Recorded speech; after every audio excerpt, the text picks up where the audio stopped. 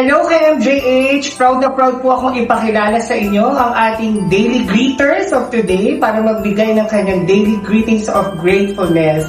Ang ating Employee of the Year nominee, RG! Yes! Dahil dyan, RG, magtatanong kami sa'yo at sana ay masagot mo ito ng tama. Kabado ka ba? Oo. Ganda ng pin mo, ah. Ano ba ito? Kapag sinabing 72 hours, ilang araw to? 72 hours duty ka na ba? Lapit na. Hindi, 3 days. 3 days! Tama! MJH family.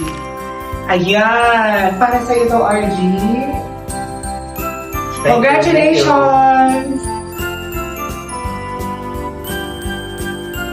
Naging nurse ako dito sa MJH noong 2016. Pero 1994, dito ako pinanganak. So, tunay na Mary Johnson baby. So, bumalik lang siya, yung baby na yun, para magbalik loob. Start ako dito sa emergency. Actually, kinuha nila ako doon sa ER.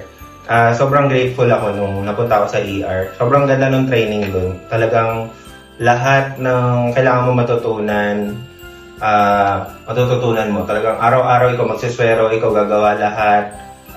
Nakakatulong siya actually nung lumipat ako sa medicine annex, nung kinuha nila ako doon. Sobrang gamay ko na yung mga pasyente. Siyempre iba yung work doon, pero meron na akong skills na dala-dala dahil sa ER. Tapos siguro mga after a year, kinuha ko sa ICU kasi nag-strive ako palagi na to learn, and syempre na-appreciate ko lahat ng tinuturo sa akin ng mga seniors. I'm a blessing. Siguro ang blessing para sa akin yung work ko dito. Lalo na napunta ako sa ICU, sa MICU.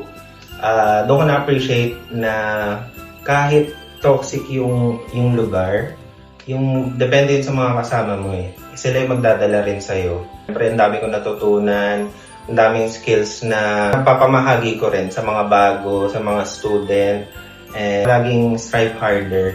Kasi ang nursing kasi feeling ko lifelong journey ang pagiging nurse. Yung blessing is tuloy-tuloy pa rin hanggang ngayon.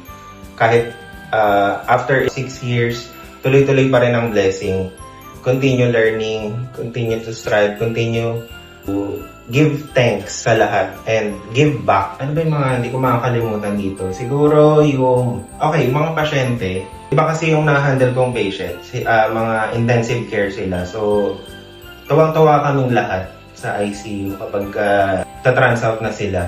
Siyempre, makikita mo sa kanila, lagi sila nagpapa-thank you. Lagi silang grateful sa lahat ng mga tulong sa kanila. Sobrang grateful lang lahat ng tao. Pati mga relatives, pwede mo silang kausapin. Pwede kayo mag heart to heart actually. Kung may time, magpapasalamat sila sa'yo palagi. Sobrang grateful syempre sa lahat ng blessings. And sobrang laking bagay sa puso ko yung ER Annex MICU. And lahat ng mga nakasama ko, dami kong natutunan sa kanila. Thank you sa Sunflower nominee. And ngayon naman, Employee of the Year daw. So, thank you sa lahat. Happy 118th anniversary sa Mary Johnston. Ang wish ko lang is maging masaya lahat. Malapit na yung December na. Sana maging masaya lahat, umattend kayo, and yun lang naman.